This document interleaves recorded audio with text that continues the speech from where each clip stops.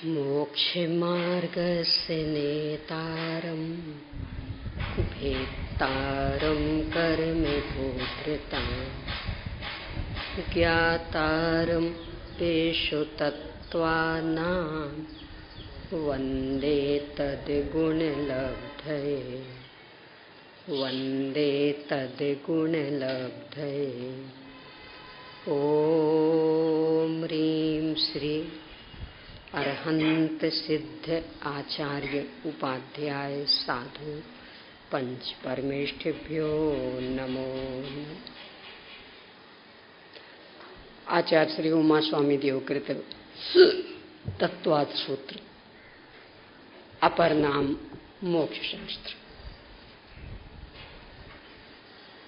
कर्मों का आश्रव कैसे होता है, किन परिणामों से कर्म बंधते हैं, इस संदर्भ में इसके 6वें अध्याय से अपनी चर्चा प्रारंभ हुई है। आश्रव के सांप्रदायिक और इरियापथ, इस प्रकार दो भेद बताने के बाद में सांप्रदायिक आश्रव के जो 39 भेद, उनमें से इंद्रिय, कषाय और आवृत, इनकी चर्चा तो लगभग परिचित है, पर 25 क्रियाएं, इनकी चर्चा कम ही होती है। यद्यपि टीकाकारों ने तो बहुत विस्तार से इनकी चर्चा की है, परंतु अपने में थोड़ी सी चर्चा अचर्चित है। यहाँ उन्हीं 25 क्रियाओं पर अपन चर्चा कर रहे हैं। कल 19वीं क्रिया तक आज्ञा व्यापादनी क्रिया, यहाँ तक अपन चर्चा कर चुके। अब 20वीं, कपट या आलस्य से शास्त्रोक्त उपदेश की विधि में अनादर करना, अनाकांक्षा क्रिया। क्रिया का नाम अनाकांक्षा। क्या स्वरूप? कपट या आलस्य से शास्त्रोक्त उपदेश की विधि में अनादर करना। इन्हें सभी प्रकार के कर्म, चाहे वो गृहस्थी के हों, चाहे धर्म संबंधी हों, षट कर्म घर गृहस्थी के हैं और षट कर्म धर्म संबंधी भी हैं, और दोनों की ही पद्धति जिनागम में लिखी है।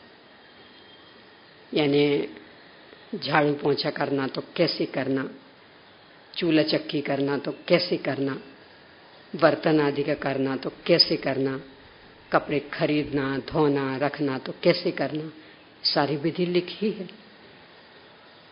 पर कपट से हम भी तो कुछ है ना, अकेले आचार्यों को ही सब कुछ आता था। एक कपट अथवा आलस, लिखा तो सब है जिनागम में, कहाँ तक करें, क्या क्या करें।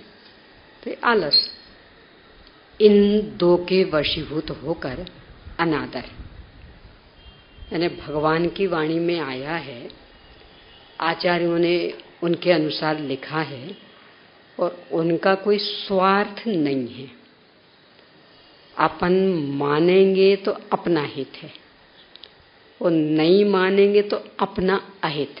उनका क्या बिगड़ने वाला, यानी मान लेंगे तो उनको कुछ कमीशन मिलने वाला नहीं। यानी वो ऐसी एजेंसी थोड़ी, देखो बड़ा विचित्र काम है।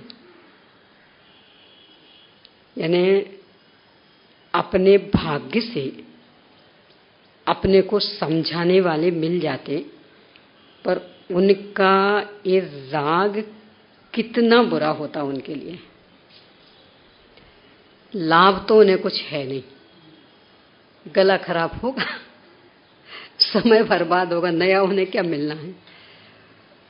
और कदाचित अनेकों ने समझ लिया तो लोग की एजेंसी तो ऐसी रहती कि जितना माल बिका उतना हमारा कमीशन बढ़ेगा। कोई भी एजेंसी लिए हो तो क्या होता है उसमें, यानी एक तो फिक्स इनकम और फिर बाकी माल के ऊपर। तो आप जितना बेच सको उतना बेचो, आपका कमीशन बढ़ेगा, तो उन्हें कुछ तो मिलता है ना। तो इसलिए उन्हें बेचने का तीव्र भाव भी रह सकता। और ये एजेंसी ने एक ने भी नहीं समझा तो कोई घाटा नहीं, और अनेकों अनेकों ने समझ लिया तो कोई कमीशन मिलने वाला नहीं है, कोई लाभ नहीं। तो फिर भी ये वीतरागी संत अपना अहित करके स्वयं अपने को राख की भट्टी में झोंक करके और अपन लोगों जैसे पामर प्राणियों पर दया करके, करुणा करके और मार्ग बता रहे कि भाई ऐसा नहीं ऐसा करो, ऐसा नहीं ऐसा करो। और फिर भी अरे सब लिखा तो सब कुछ है शास्त्र में, क्या क्या करें, अपने से तो बस ऐसे ही बनता। ये अनादर, अनाकांक्षा क्रिया, यानी कर्म बंद और तीव्र होगा। क्यों? क्योंकि जानबूझकर अंध बने हैं, आंखें बांधी पाटी। यानी जो इस सीमा में नहीं है, जैन नहीं है, उन विचारों को तो कुछ पता नहीं है, तो वे जानबूझकर अंधे नहीं बने हैं, पता ही नहीं। और परिस्थितियां ऐसी है कि समझ भी नहीं सकते। यानी अपन लोग अपने किसी भी मंदिर में जाके समझ सकते, किसी भी विद्वान से समझ सकते, संत महात्माओं से समझ सकते। जो जैनेतर हैं उनको ये स्वतंत्रता है। यानी कोई भी जैनेतर यहाँ के बैठे तो अपनी तो कौन है, यानी बेचारा बिल्कुल विशुद्ध भाव से भी सुनने आया हो तो कहाँ अवसर है उनके लिए। और वो तो कोई बहुत ही ज्यादा साहसी होगा तो आ जाएगा, बाकी तो कोई हिम्मत ही नहीं करेगा। क्यों? सब किन का चल रहा? सब जैनियों का चल रहा। तो अपन तो जैनी नहीं है, तो अपन नहीं। यानी इतने से के बल पर ही हिम्मत हार जाएगा कि वे तो जैनियों का है। कितने हैं ऐसा साहस कर लेने वाले कि भले जैनियों का पर कल्याण की बात है ना, हमें तो सुननी कि सब कोई कुछ कर, अरे जो कहेगा सो कहेगा, देखेंगे, अपन तो बैठो सुनो। कितना कठिन बोलो। तो वे तो वास्तव में भोले हैं और अपन जानबूझ के अंध बने हैं, आंखें बांधी पाटी। यानी सबको सुनने को मिल रहा, समझने को मिल रहा है, पता भी लग गया है कि शास्त्रों में ये लिखा, और फिर भी या तो कपट से कि हम भी तो कुछ है ना, सबकी आज्ञा मानने के लिए बाध्य थोड़ी है, आखिर हमारा भी तो मन है, हमारी स्वतंत्रता। तो ये तो कपट अथवा आलस। क्या क्या करें, शास्त्रों में तो सब कुछ लिखा, कहाँ तक करें। तो आलस, इसके वशीभूत होकर जो भी ये भगवान की वाणी के संदर्भ में अनादर का परिणाम किया, ये अनाकांक्षा क्रिया। अब जैसे ये घर गृहस्थी के काम कर लिया ना, ऐसे ही धार्मिक देव पूजा, गुरु उपासना, स्वाध्याय, संयम, तप, दान, ये 6, दोनों की 6 हैं संक्षेप में। अब इनमें भी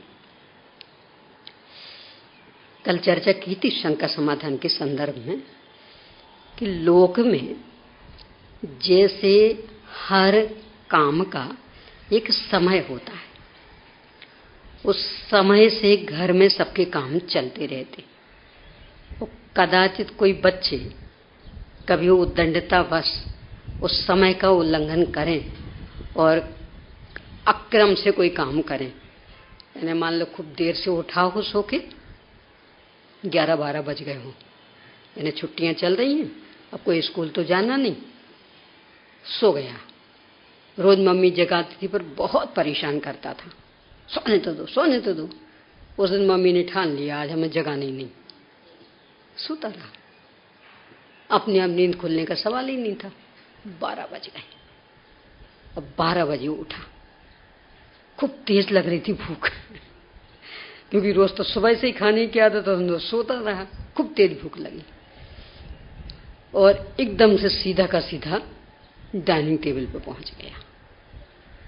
ना कुल्ला किया, ना कुछ, खूब तेज भूख लग रही थी। मम्मी यहाँ वहाँ थी, सामान सब जमा रखा ही था, क्योंकि डाइनिंग टेबल पर परोसने की थोड़ी आवश्यकता रहती, तो जमा हुआ रखा था, उसने उठाया और खा लिया। अब बाद में जब मम्मी आई, उसने देखा, ब्रश भी नहीं किया। नहीं, अब किए लेते हैं। बोलो क्या होगा? नहाया भी नहीं, अब नहा लेते हैं, क्या होगा? यानी एक बच्चा भी क्रम भंग करके काम करता है, और वो ये तर्क दे कि 24 घंटे में एक बार ही करनी है तो कर ही लेते ना हम, कभी भी 24 घंटे में एक बार, कि नहीं चलेगा। अकेले 24 घंटे में एक बार नहीं, किस समय क्या, किसके बाद क्या, ये भी करना पड़ेगा। ऐसे ही यहाँ है, अपनी मनमानी चलती। कितने ही आवश्यक तो ऐसे कि पालने की आवश्यकता महसूस नहीं करते। थोड़ी सी चर्चापन करें। कल भाई ने इशारा भी किया था कि थोड़ा सा लेना इस विषय को, और आई गया आकांक्षा क्रिया में, इसलिए भी। देव, शास्त्र, गुरु, इन तीन की पूजन नित्य नियम पूजन कहलाती। आपने पुस्तकों में देखा हो तो लिखा भी रहता, इन तीन की पूजन जो होगी उसमें लिखा होगा नित्य नियम पूजन, और बाकी जितनी पूजन उनमें लिखा होगा नैमित्तिक पूजन। यानी देवशास्त्र गुरु की पूजन जो होगी उसमें लिखा होगा नित्य नियम पूजन, और बाकी मान लो 10 लक्षण पूजन है, 16 कारण पूजन, भगवान महावीर स्वामी की पूजन, अक्षय तृतीया पूजन, कुछ भी हो तो उनमें लिखा होगा नैमित्तिक पूजन। कारण क्या है? देव शास्त्र गुरु में अपने संपूर्ण आराध्य समा जाते, इसलिए उन्हें तो नित्य पूजना, और ये तीन किए तो सब पूज गए। और बाकी कि हाँ कोई प्रसंग विशेष हो कर देना अलग अलग। आज महावीर जयंती, चलो कर लो, कोई बात नहीं, अलग से महावीर जयंती की कर लो। वैसे देवशास्त्र गुरु में आ गए हैं, पर अब है प्रसंग तो कर लो। कि सब आज अक्षय तृतीया, चलो कर लो, आदिनाथ भगवान की कर लो। तो ये सब कहलाएंगे नैमित्तिक पूजन। नित्य नियम पूजन रोज की जाती है। पूजन यानी क्या? गुणेषु अनुरागः पूजा भक्ति इति अर्थ। गुणों में अनुराग, यानी उनकी जो वीतरागता, जो सर्वज्ञता, खास करके तो ये दो ही, तो इनमें अनुराग, ये है पूजन। उस पूजन के हैं मूल में दो भेद, द्रव्य पूजन और भाव पूजन। बड़ी कौन सी होती?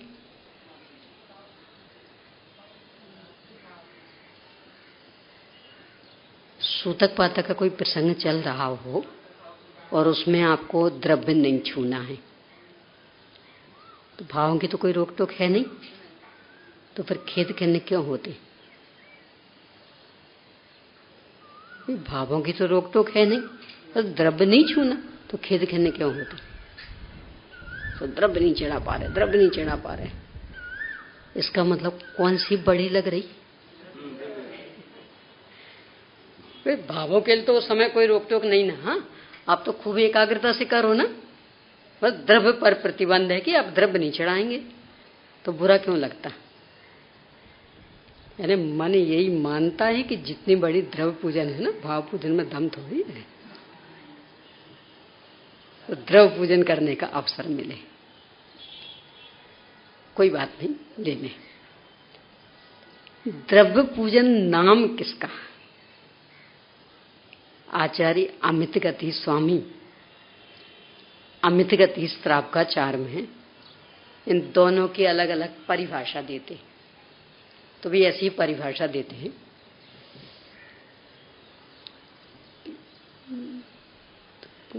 क्या है वो?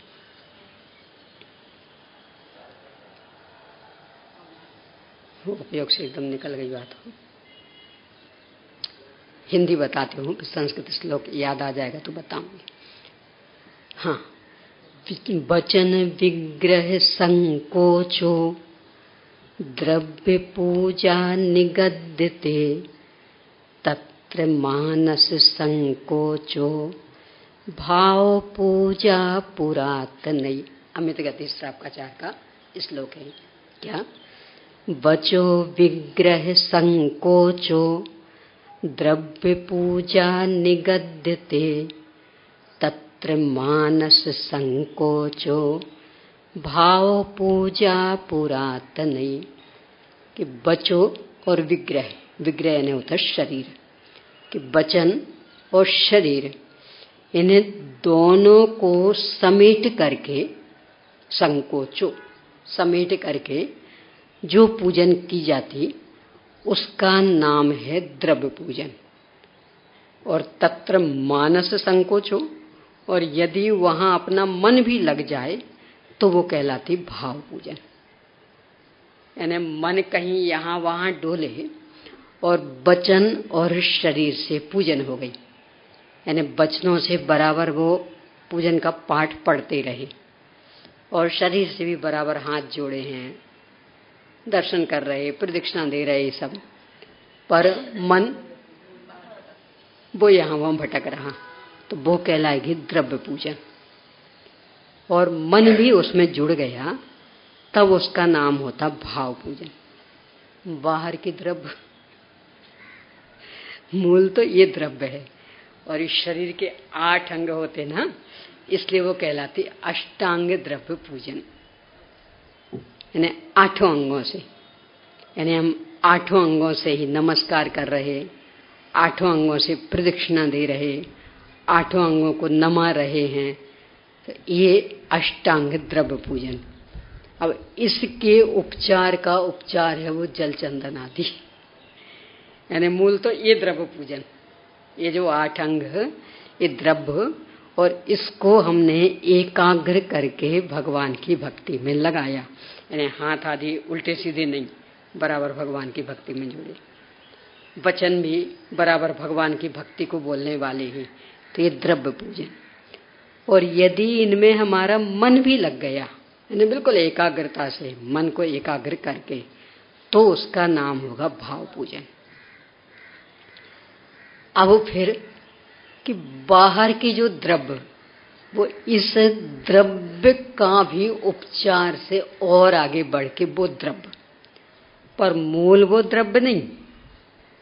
आप यदि मोक्षवान प्रकाशक के पहले अध्याय में भी पढ़ेंगे तो उसमें भी ये संकेत है, सदा सुखदास जी की वचनिका में भी ये संकेत, यानी पंच परमेष्ठी भगवान के सामने आना, झुकना, नमस्कार करना, प्रदक्षिणा देखना, प्रदक्षिणा देना, उनका अवलोकन करना, ये सब पूजन। अपने को लगता ही नहीं कि पूजन की, यानी जब तक वो स्वाहा स्वाहा नहीं करते तो लगता कि पूजन की। यानी आपने खूब भक्ति भाव से नमस्कार किया, लगता हमारी पूजन हो गई, इतनी संकुचित वृत्ति हो गई अपनी। तो ये द्रव्य पूजन और भाव पूजन। अब अपनी चर्चा है कि नित्य नियम पूजन, यानी देव शास्त्र गुरु की पूजन। तो ये नित्य नियम क्यों? तो ये कारण अपन ने देखा कि चूंकि अपने संपूर्ण आराध्य इन 3 में समाहित हो गए और ये हमारे सामने विद्यमान है। विद्यमान कैसे है? देवशास्त्र गुरु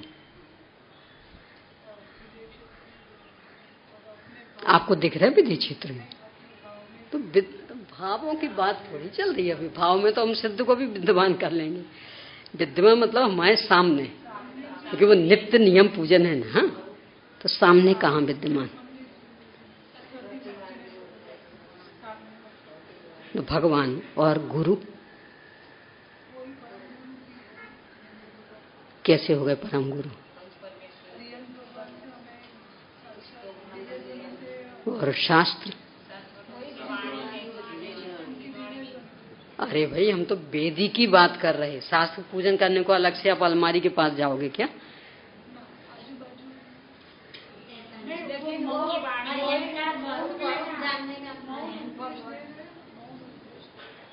देखो सुनिए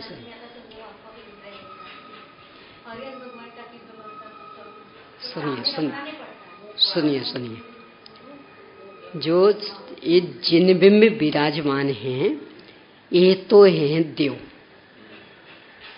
क्योंकि जो भी स्थापना होती है वो 13 में गुणस्थान वर्ती सकल परमात्मा उनकी होती है।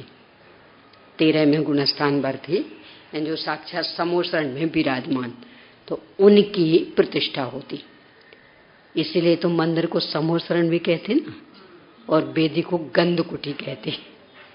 वो इसीलिए ही कि वो पूरी समोसरण की नकल है। अब वैसा अपन नहीं बना सकते तो अपन ने ऐसे सामान्य सा बना लिया, पर स्थापना पूरी उनकी ही। तो जहां भगवान विराजमान रहते, तो चूंकि समोसरण में जहां भगवान विराजमान रहते वो स्थान गंधकुटी कहलाता, इसलिए यहाँ भी वेदी गंधकुटी कहलाती। और बाकी क्षेत्र सारा समोसरण, तो बाकी पूरा मंदिर कहलाता समोसरण। तो वे जो जिन बिंब विराजमान 13 में गुणस्थान वर्ती सकल परमात्मा अनंत तीर्थंकर परमेष्ठी, वे तो हैं देव। और गुरु ये आचार्य उमा स्वामी देव इसी के 9वें अध्याय में गुरुओं के मतलब भावलिंगी मुनिराजों के 5 भेद बताते हैं। पुलाक, वकुश, कुशील, निर्ग्रंथस, नाथका, निर्ग्रंथा। तो ये भावलिंगी मुनिराजों के 5 भेद।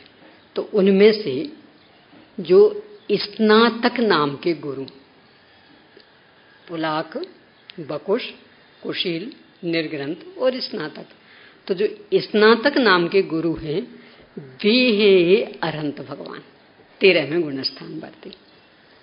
भावलिंगी मुनिराजों के 5 भेद, तो उनमें जो स्नातक नामक भेद है वे हैं 13 में गुणस्थान वर्ती तीर्थंकर अरहंत भगवान। कोई से भी अरहंत सामान्य भी चल जाएगा, यानी जो भी जिन बिंब हैं वे। मूल में चूंकि तीर्थंकरों की मुख्यता है, धर्म तीर्थ का प्रवर्तन उनसे होता है, इसलिए वे आ जाते, और इससे सामान्य अरहंत भी। तो वे स्नातक नाम के गुरु, और जो वो यंत्र जी विराजमान हैं वो हैं शास्त्र। इसलिए कोई भी वेदी कभी भी बिना यंत्र की नहीं बनती। यानी वेदी यंत्र जो तांबे के अथवा चांदी के वो रखे रहते गोल चौकोर, तो उनके बिना कोई भी वेदी कभी नहीं बनती। वे हैं शास्त्र, यानी भगवान की दिव्य ध्वनि बीजाक्षरों में उनमें लिखी हुई। वो जो बीजाक्षर लिखे रहते थे तो भगवान की दिव्य ध्वनि पूरी उसमें लिखी हुई, तो वे हैं शास्त्र। इस तरह वेदी पर देव, शास्त्र, गुरु तीनों विराजमान सामने, यानी वो यहाँ से वहां विदेश क्षेत्र में देखने की आवश्यकता नहीं। ये तो वेदी पे थोड़ी रहेंगे, ये वाले शास्त्र वेदी पे थोड़ी रहेंगे। वेदी पे तो रहेंगे तो ज्यादा से ज्यादा बस वही यंत्र जी, ये वाली ऐसे नहीं रखते वेदी पर। क्यों? ये शुद्ध थोड़ी है, शास्त्र शुद्ध है, पर जो कागज आदि महाशुद्ध चीज है, महाहिंसक। लकड़ी से बनते हैं, और लकड़ी को बड़ी बड़ी टांकियों में पहले गलाते, लुगदी तैयार करते, फिर मशीनों से उसको फैलाते, यानी महाहिंसक होते हैं। शास्त्र मतलब विषय नहीं, कागज है, तो महाहिंसक है। तो ये थोड़ी वेदी पे रखे जाते हैं। तो वो जो यंत्र जी हैं वे हैं शास्त्र। इस तरह वेदी पर देव, शास्त्र, गुरु तीनों बिल्कुल सामने विराजमान है हमारे। तो जो सामने विराजमान उनकी तो रोजाना ही पूजन होनी चाहिए ना, इसलिए देव, शास्त्र, गुरु की पूजन नित्य नियम पूजन कहलाती। कि तो नित्य करना और नियम से करना, और बाकी नैमित्तिक कोई प्रसंग हो तो कर लेना, नहीं प्रसंग हो तो नहीं करना। यानी 10 लक्षण पर्व चल रहे, कर लो 10 लक्षण पर्व की। अष्टांग का पर्व चल रहे, कर लो अष्टांग का पर्व किया रोज, उसमें सब आ गए देवशास्त्र गुरु में। तो वो नित्य नियम पूजन, वो सबसे पहले। तो उसमें देव पूजा और गुरु उपासना ये दोनों आ गए। अब जो वो हमने शास्त्र की पूजन की थी, वो अकेले अर्घ्य चढ़ाने के लिए नहीं, उनको पढ़ना।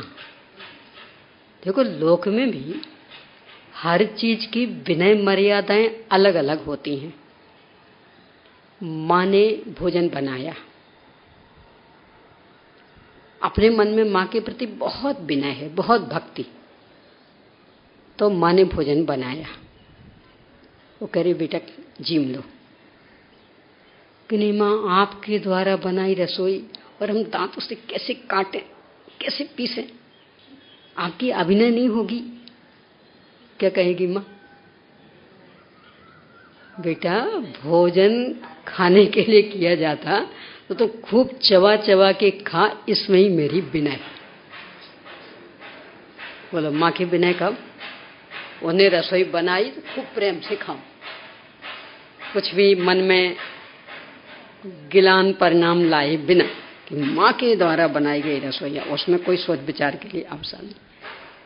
कि उल्टी सोच कि नहीं, यानी कोई भी चीज दांतों से काटो तो लोक में तो अच्छा नहीं माना जाता, तो रोटी हम खूब चबा चबा के, तो अभिनय नहीं हुई कि अभिनय नहीं। ऐसे ही शास्त्र कि देव और गुरु तो नमस्कार योग्य, पूजन योग्य, उनकी छवि देख लें, पर शास्त्रों की विनय अकेले नमस्कार करने से नहीं होगी। वे पढ़ने के लिए हैं, वे सुनने के लिए हैं। तो उन्हें हम पढ़ें सुने तो विनय होगी, और पढ़े सुने बिना बस जबानी के ज्ञानते सूझे लोकालोक वार्ग, चलो अपना अधिकांश तो यही होता। अपन लोगों में तो फिर भी थोड़ी स्वाध्याय की प्रवृत्ति चल गई, बाकी में देखें तो बस जय जयकार किया और चलो। इतना भी विवेक नहीं रह जाता। देखो एक मरीज डॉक्टर के पास जाए, यद्यपि मौसम की बीमारी चल रही, तो डॉक्टर के पास सैकड़ों मरीज आ चुके, तो उन्हें पता है कि इस समय मौसम चल रहा, तो अपनी बीमारी भी उन्हें पता है, पर बताए बिना चैन नहीं पड़ती। तो मान लो बताइए, वो कहते भी जा रहे कि भाई तुम्हारे जैसे 100 मरीज हम देख चुके, हमें पता है ये मौसम चल रहा है, तो चुपचाप हमारा सुनो, पर अपने को थोड़ी चैन पड़नी, सुनाए पूरा। तो उनने भी धैर्य रख के सुन लिया, अपन ने खूब पूरा विस्तार से सुना दिया, ऐसा हुआ ऐसा हुआ सब पूरा। अब उनने कहा आप सुना दिया ना, अब हमारा सुनो। कि नहीं सब समय हो गया ना, कल आएंगे। तो उनका सुने बिना चले जाएं, अब फिर कल आए, फिर वही रामायण, और फिर भी कहें हमारा सुनो, नहीं अब कल आएंगे। तो वो लोग कितने दिन तक ऐसा करते रहेंगे कि बीमारी मिट जाएगी? बुद्धिमानी क्या है, उन्हें सब पता है, चैन नहीं पड़ रही तो बता दो संक्षेप में थोड़ा बहुत, पर अब उनका सुनो ना, और जो वो कह रहे हैं उसको हृदयंगम करो तो बीमारी मिटेगी। अभी यहां ले लें अपन भगवान वैद्य, वैद्य तो महावीर अष्टक के सूत्रों में पढ़ते ना, आकस्मिक भिषक अचानक मिले हुए वैद्य, तो भगवान वैद्य। यद्यपि अपन स्वयं कह रहे हैं कि भगवान आप तो घट घट अंतर्यामी, सब कुछ जानते, फिर भी बताए बिना चैन नहीं पड़ती। तो ठीक है बता दो, बताया। अब भगवान बोले हमारा सुनो, नहीं अब समय हो गया, अब कल आएंगे।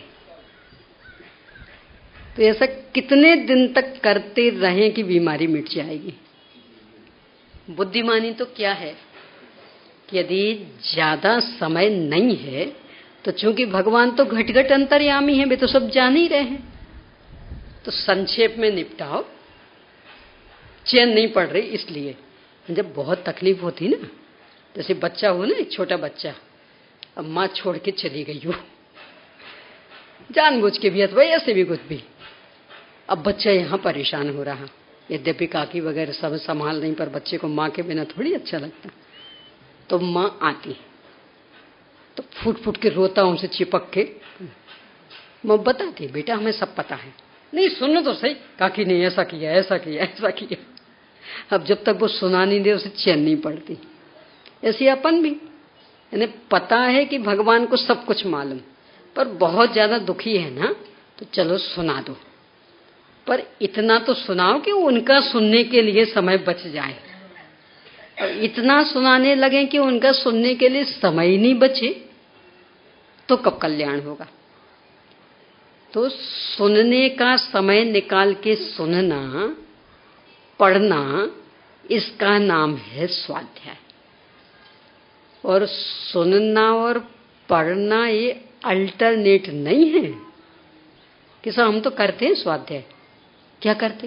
वहां मंदिर जी जाते हैं, वहां 1 घंटा स्वाध्याय होता है, हम भी बैठते हैं कि वो तो सुनना हुआ, पढ़ना नहीं, पढ़ते नहीं। अब कोई उल्टे, हम तो सब पढ़ लेते हैं, सुनने नहीं जाते, हम तो घर पे ही पढ़ लेते, अथवा मंदिर जी जाते वहीं पढ़ लेते हैं।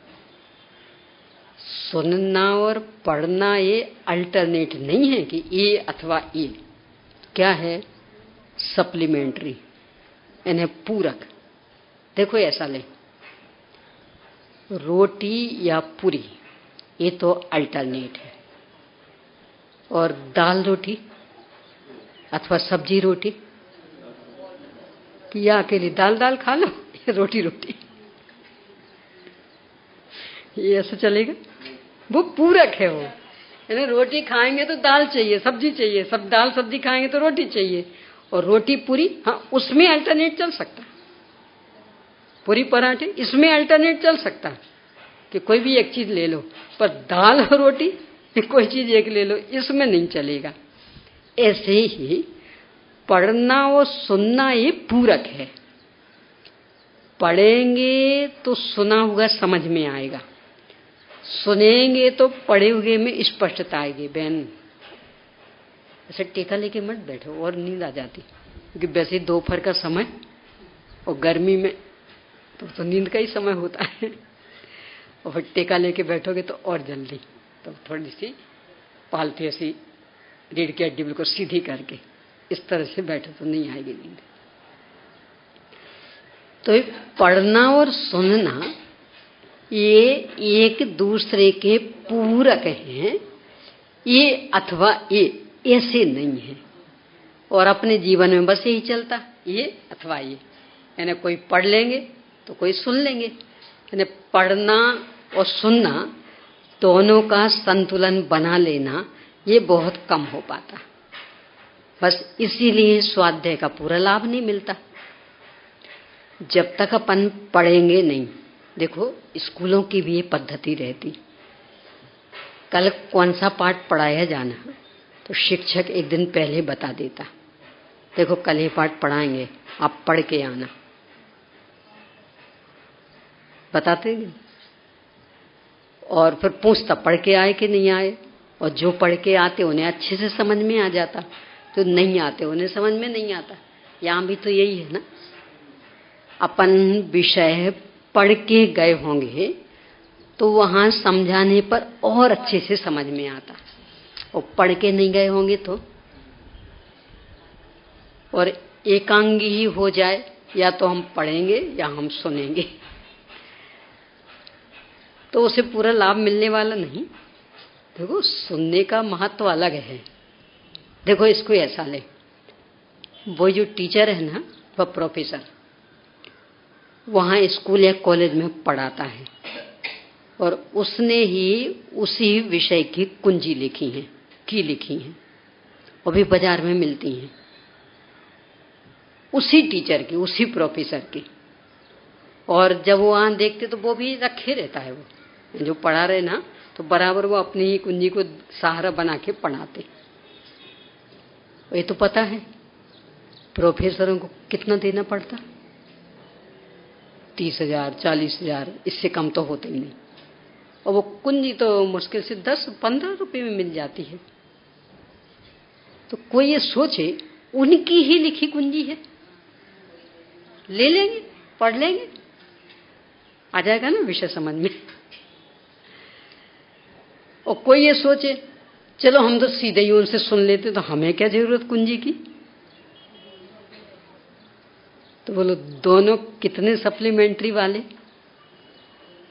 यानी सीधे उन शिक्षक या प्रोफेसर से नहीं सुनते हैं तो कुंजी से कुछ भी समझ में नहीं आता, और सीधे सुनने के बाद भी फिर उसका उपयोग नहीं करते तो भी समझ नहीं पाते। क्यों? क्योंकि वो शिक्षक तो एक बार बताएंगे, वो अपन अकल अंक तो है नहीं, भूल जाएंगे विषय। कुछ को सुनते सुनते भी वाक्य निकल जाते। अब वे थोड़ी बार बार बताएंगे, पर कुंजी में लिखा होगा तो आप 2 बार पढ़ सकते, 10 बार पढ़ सकते, चाहे जब पढ़ सकते। वहां तो समय पर बताएंगे। वो आधी रात को 12 बजे 2 बजे भाव आएगा तो उस समय थोड़ी वो बताने आएंगे। और कुंजी होगी तो पढ़ लोगे। तो दोनों का अपना अपना अलग महत्व है। ये महत्व अपने को ख्याल में नहीं आता। या तो पढ़ने को ही अकेला स्वाध्याय मानेंगे या अकेला सुनने को ही। यहाँ स्वाध्याय नामक आवश्यक में दोनों आवश्यक, पढ़ना भी और सुनना भी। और इतना ही नहीं, आगे तो जो इसमें वाचना, प्रचना, अनुप्रेक्षा, आमनाय, यहाँ तक तो हर एक को, और फिर योग्यता हो तो धर्म का उपदेश भी देवे, वो किसी किसी के होगा, पर बाकी 4 तो हर एक के जीवन में चाहिए। क्योंकि उपदेश के लिए वाणी का योग चाहिए उतना। अब नहीं हो सबके तो नहीं हो, कोई गूंगा ही हो तो हो ही नहीं पाएगा, तो वो एक अलग, पर बाकी 4 की तो अनिवार्यता। तो इस तरह से प्रयत्न करना ये स्वाध्याय। तो पहले जो वेदी पर भगवान विराजमान थे, वे देव भी और गुरु भी, तो उनकी पूजन की, उपासना की। ये देव पूजा, गुरु उपासना, उनके स्वरूप समझ के, उनके गुणों का स्मरण करके देव पूजन आदि की। देव पूजा, गुरु उपासना, और फिर स्वाध्याय किया, सुना, चिंतन मनन किया उस पर, तब कहीं स्वाध्याय नामक आवश्यक हुआ। अब इसके बाद संयम। पहले तो मर्यादाएं भी थी अपने यहाँ, और इस सम्यक ज्ञान के जो 8 अंग उसमें भी एक आता। यानी कोई भी शास्त्र शुरू करते ना पहले तो कुछ ना कुछ नियम लेते, कुछ भी नियम। जब तक हमारा इस शास्त्र का स्वाध्याय पूरा नहीं होगा तब तक दूध नहीं पिएंगे, तब तक घी नहीं खाएंगे, तब तक नए कपड़े नहीं पहने, कुछ भी ऐसा नियम लेते थे। ये बहुमान का सूचक है। सम्यक ज्ञान के 8 अंगों में एक बहुमानाचार है। तो ऐसे ही यहाँ कि हमने देव शास्त्र गुरु की पूजा उपासना कर ली, तो अब उनके प्रति बहुमान व्यक्त करने के लिए जो उन्होंने कहा, तो कुछ अंशों में ही सही, पर जीवन में उतारे ना, तो उतारने के रूप में वो संयम। एक पद्धति चलती था मंदिर में, वो बॉक्स रखा रहता और मात बस वो 24 घंटे वाला नियम, कोई भी एक नियम ले लो, 24 घंटे तक पालो, वो संयम की निशानी। और चूंकि 24 घंटे ही पालना है, कुछ ज्यादा भारी तो पड़ना नहीं है, निभा लेंगे कैसे भी करके 24 घंटे। मान लो कोई कठिन नियम भी निकल आया तो अकेले बस 24 घंटे तो निभाना है ना। पर इस तरह का कुछ ना कुछ संयम अपने जीवन में हो, यानी उपयोग की चंचलता को समेटना, वचन काय की चंचलता को सीमित करना, और किसी नियम में बंधना, प्रतिज्ञा में बंधना। भले अभी वो अकेला 24 घंटे का है सही, पर बंधना तो धीरे धीरे धीरे संस्कार पड़ जाता है, तो संयम। फिर तप, इच्छा का निरोध, ये भी करना आवश्यक। कि मान लो गर्मी लग रही तो 15 मिनट तो पंखा नहीं खोलेंगे, इसके बाद ये तप हुआ। इन्हें त्याग नहीं किया, पर नहीं 15 मिनट तो नहीं चलाएंगे, बीमारी है कि 1 घंटे तक तो हम दवा नहीं लेंगे, वैद्य डॉक्टर के पास नहीं जाएंगे। इसके बाद तो ये इच्छा का निरोध किया इतना। तो ऐसे छोटे छोटे से, यानी जो ज्यादा भारी भी ना पड़े, अपने को ज्यादा आकुलता में भी नहीं डालें, और फिर भी एक सहन करने की शक्ति उससे बढ़े। यानी मान लो 15 मिनट तक नहीं चलाया गर्मी में, तो कौन से मर जाने वाले, थोड़ा सा निकल जाएगा पसीना। और चूंकि ये पता कि 15 मिनट बाद तो बस चला लेंगे, तो आकुलता उतनी नहीं होगी, तो आसानी से निकल जाएगा 15 मिनट।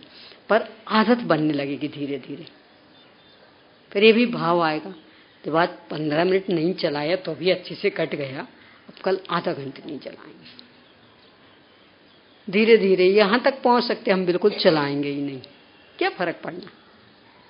तो इस तरह से छोटे छोटे रूपों में शुरू करके और बढ़ते जाते हैं ये तप। और इसके बाद दान, ये भी प्रतिदिन के षटावश्यक कर्मों में। दान में, दान तो है 4 प्रकार के, चारों का अपना अपना महत्व है, क्रम भी।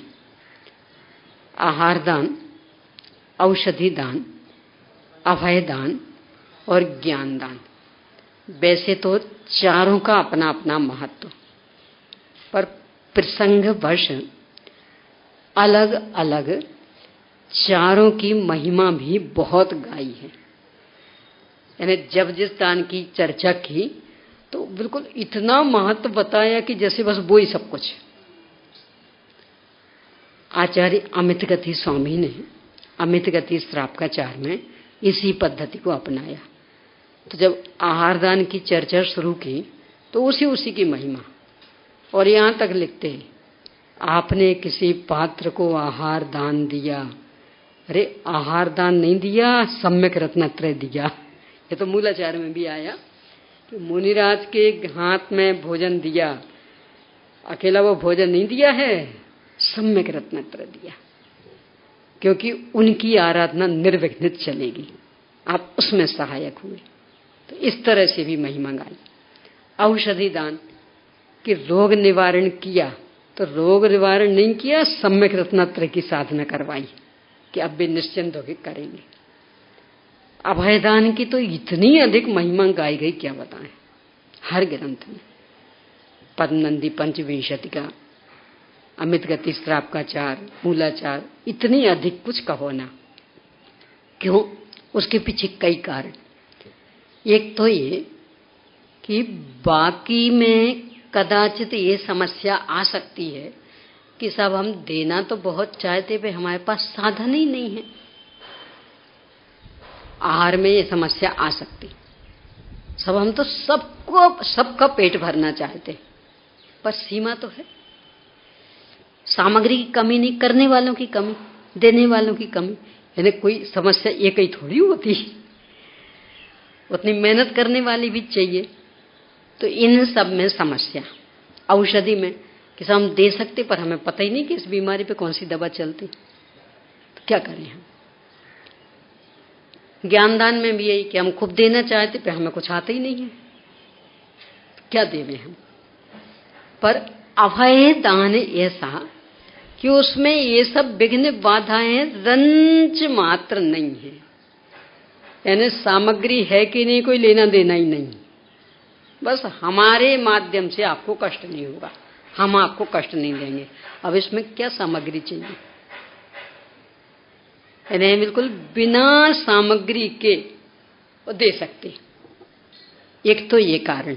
दूसरा कि बाकी दान काल सापेक्ष है। आहार आप दिन में दोगे तो पुण्य कमाओगे, और रात में दिया था। औषधि शुद्ध सात्विक दोगे तो पुण्य कमाओगे, और एलोपैथिक होम्योपैथिक दे दी तो। ज्ञान में ये वीतरागता का पोषक ज्ञान दोगे तो पुण्य कमाओगे, और डॉक्टरी इंजीनियरिंग की पढ़ाई की दे दी तो। इन्हें एक सीमा है उसकी।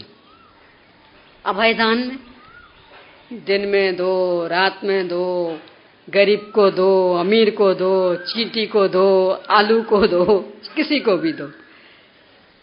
यानी ना कोई काल की सीमा और ना संख्या की सीमा। भोजन पानी कितनों ही अधिक को आपको कराने की ताकत हो तो भी एक सीमा रहेगी। देखो अभी शुद्ध भोजन की बात छोड़ दो, देखो सामान्य से ही तो एक साथ कितनों को करा सकते बोलो आप? 1000, 10,000, लाख, कितनों को करा सकते? और पानी व्यवस्थित ढंग से छानकर व्यवस्थित ढंग से जीवानी दी तो असंख्य जीवों को अभयदान दे दिया।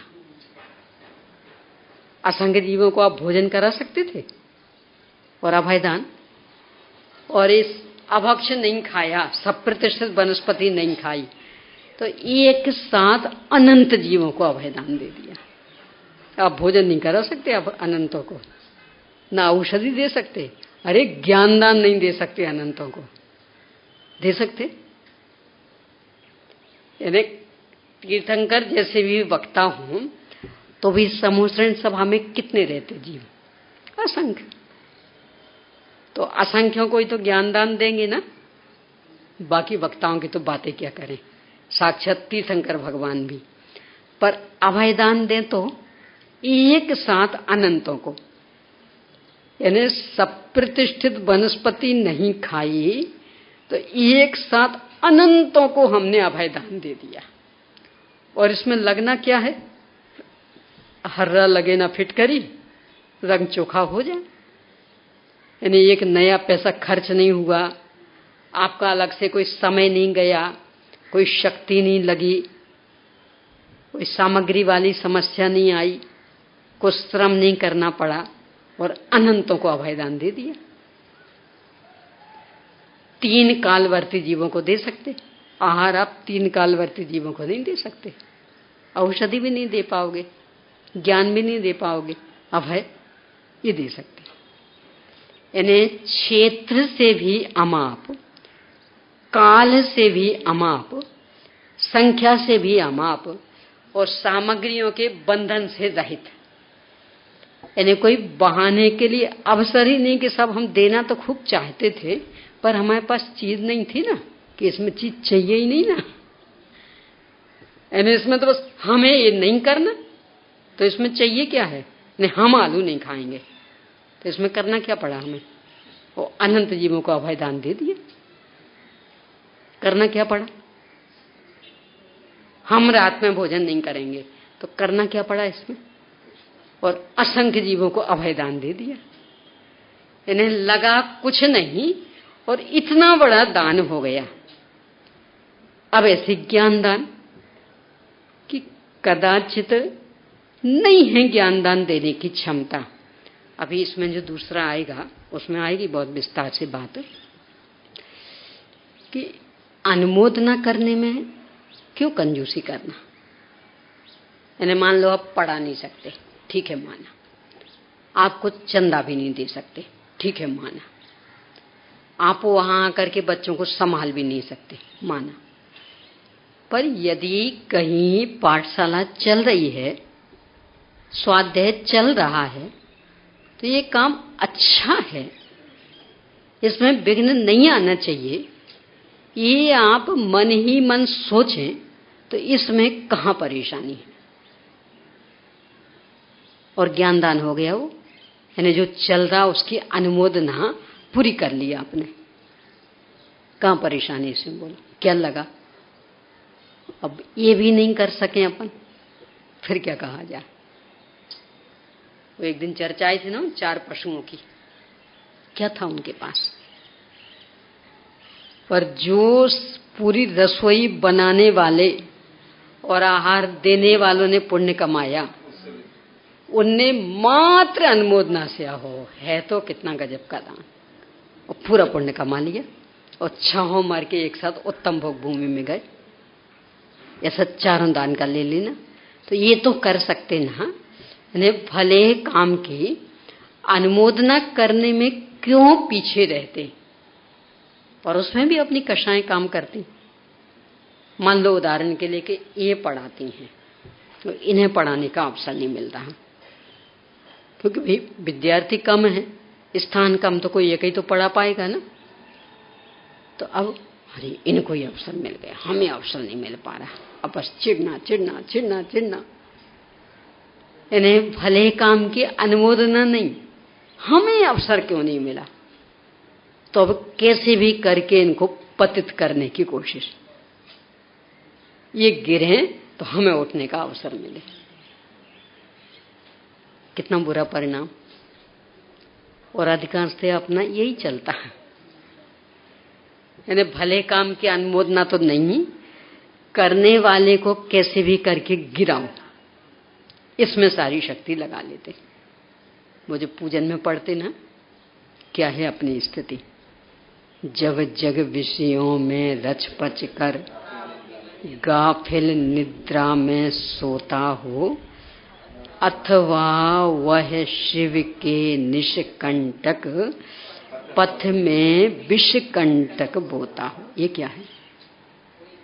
यानी बस या तो राग में उलझे रहेंगे कि आराम से खाओ पियो मजा मौज करो, रात में सो जाओ, अथवा पूरी रात इसमें बीतेगी कि इनका एक कार्यक्रम चल रहा, बड़ा अच्छा चल रहा, कैसे बंद हो, किससे मिला जाए, किससे क्या किया जाए, किससे विघ्न डलवाए जाए, इसकी योजना बनाने में निकल जाएगा समय।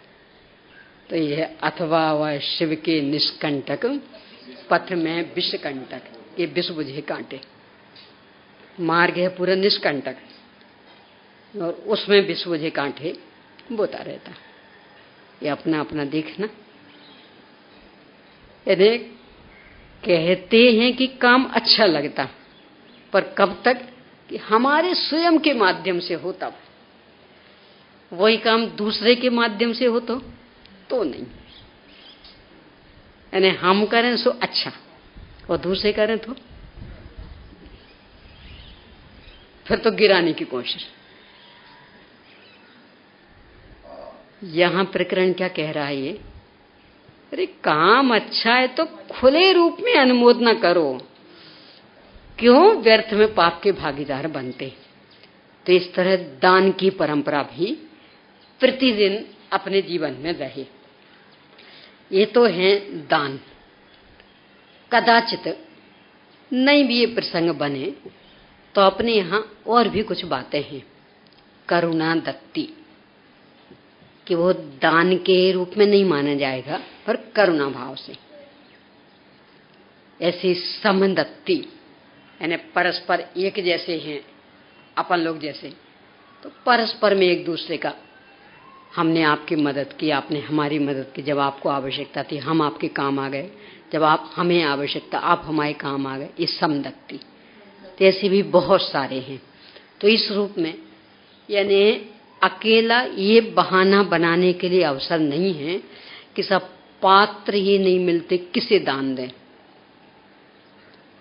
पात्रों को दान होता है, पर बाकी ये है ना करुणा दत्ती, समदत्ती, तो ये तो दे सकते कि नहीं दे सकते। तो इसमें क्यों कंजूसी करना। और जब ये दोगे तो वही सामने वाला पात्र बन जाएगा धीरे धीरे। कल रात को भी चर्चा आई थी ना, यानी किसी भी सहधर्मी को उठाने का तरीका क्या है। आप दूरियां बनाए रहेंगे तो उठेगा, और नजदीकी बढ़ाई तो, और नजदीकी कैसे बढ़ेगी।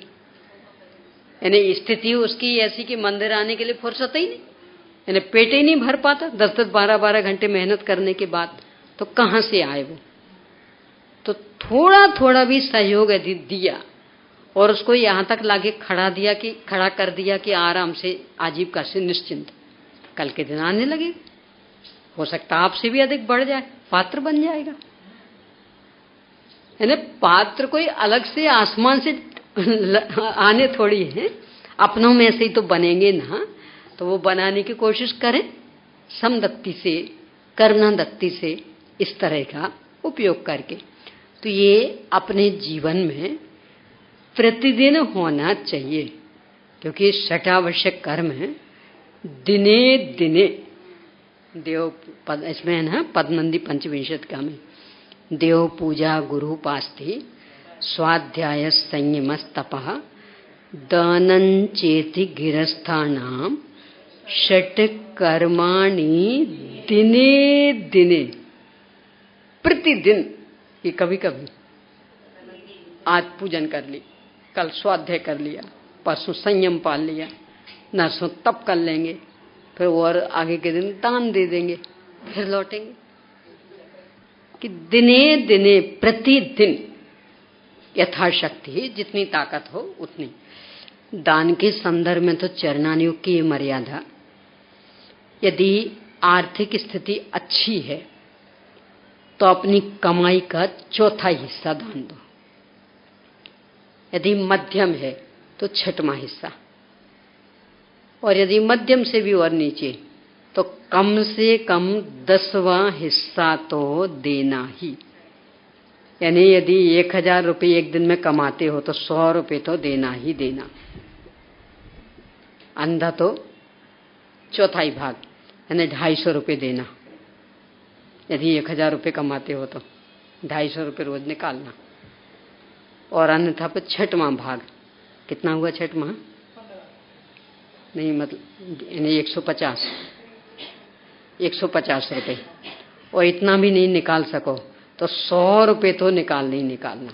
ये रुपयों का, मूल में अपने अकेले रुपयों का नहीं है, सब प्रकार के दान। पर इतना हिस्सा यानी 10वां भाग तो कम से कम निकालना ही निकालना। उसी पद्मनंदी पंचविंशतिका का जो दानाधिकार गुरुदेव से बहुत लिया करते थे उसको, तो यहां तक उदाहरण दिया कि अरे कौवे को भी खुरचन मिलती है खिचड़ी की, तो वो भी अकेले नहीं खाता, काव काव करके 5-10 कौओं को इकट्ठा कर लेगा तब खाएगा। अपने को भी पुण्य के उदय से ये सब जो मिला है तो इसमें अपनी शांति जली थी, तो ये भी खुरचन हुई। यानी पूर्व भाव में जो पुण्य किया होगा तो शांति तो जली थी, तो उसके उसमें एक खुरचन मिली है। तो अकेले भोगने का भाव आता, यानी कौवे से भी गए बीते हो गए। कौवा अकेले नहीं खाता, वो 5-10 को बुलाएगा, वैसे भले लड़ेंगे वो, देखना कभी, उनका मनोविज्ञान है। कुछ भी यदि कहीं खाने को पड़ा होगा, कोई भी कौवा अकेला नहीं खाएगा, काव काव काव काव 5-10 जब तक इकट्ठे नहीं हो जाएंगे तब तक वो नहीं खाएंगे। कितना उनमें मेल। कहीं आवाज भी जब ज्यादा आने लगती ना तो बुजुर्ग कहते, क्या बात, देखो तो सही, कहाँ कुछ पड़ा है क्या खाने लायक, ये क्यों काव काव क्यों कर रहे। यानी इतना बढ़िया उनका स्वभाव कि कुछ भी चीज खाने को मिली तो जब तक वे 5-10 को इकट्ठा नहीं कर लेंगे तब तक नहीं खाएंगे। और अपन मनुष्य होकर के भी, यानी सामग्री मिली तो अकेले अकेले भोगने का भाव आए।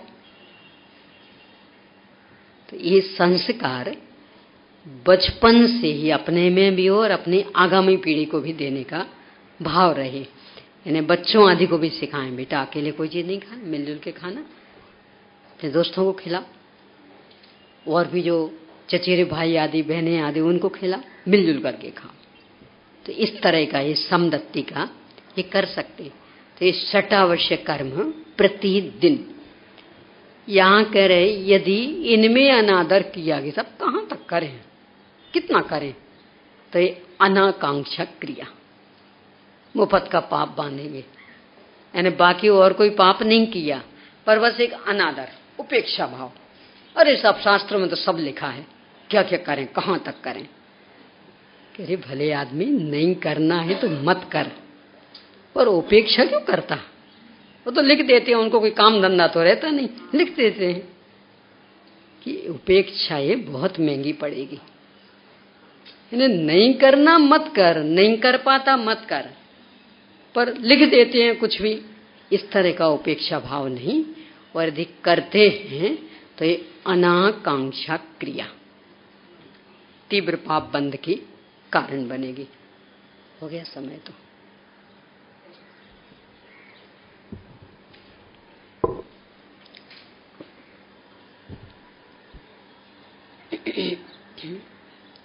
अनाकांक्षा क्रिया किसे कहते हैं?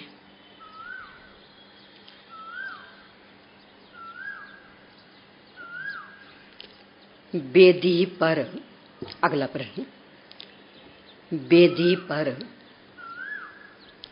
देव शास्त्र गुरु किस रूप में विराजमान हैं? यह बताते हुए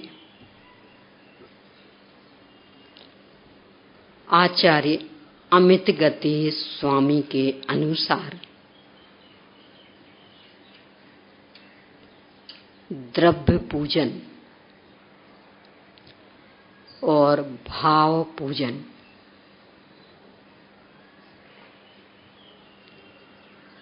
की परिभाषा दीजिए।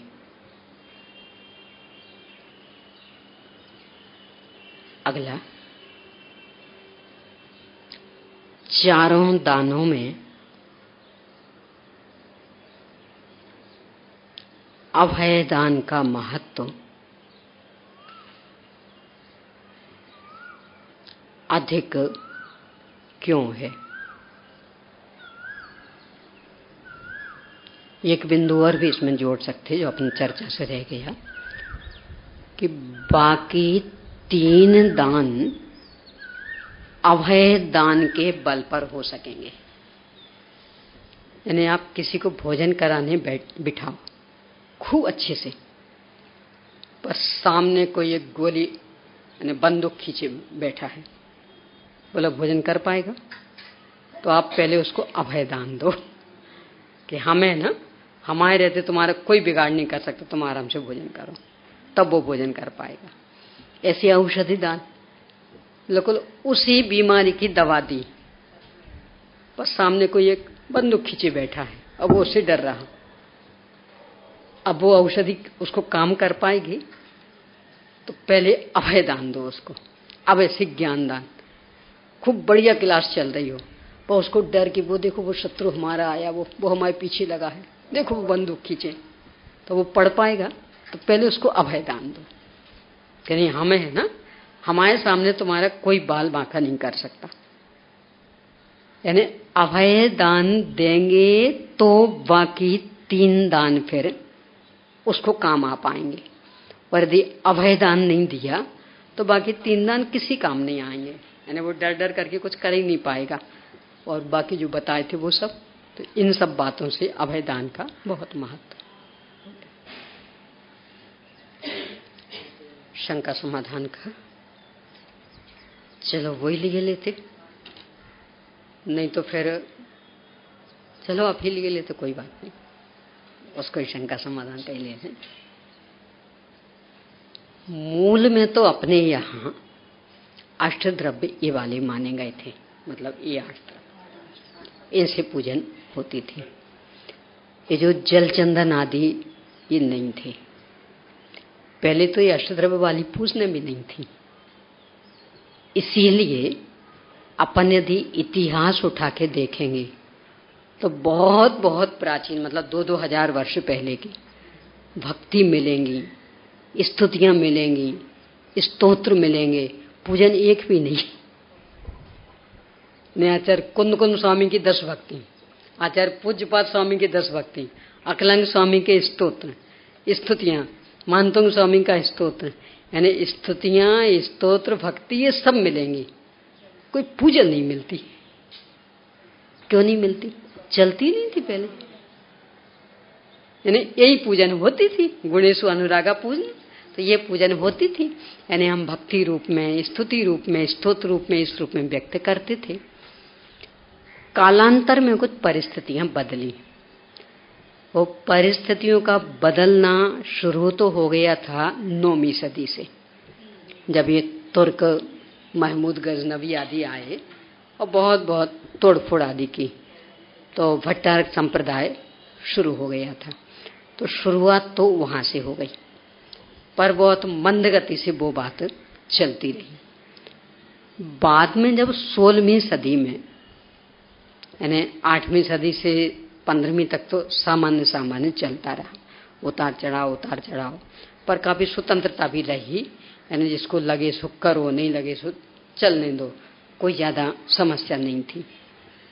16वीं सदी में जब मुगल शासक बहुत तीव्र हुए, 16वीं सदी मतलब मुगल शासन का एक प्रकार से स्वर्ण काल, यानी बहुत तेजी पर था।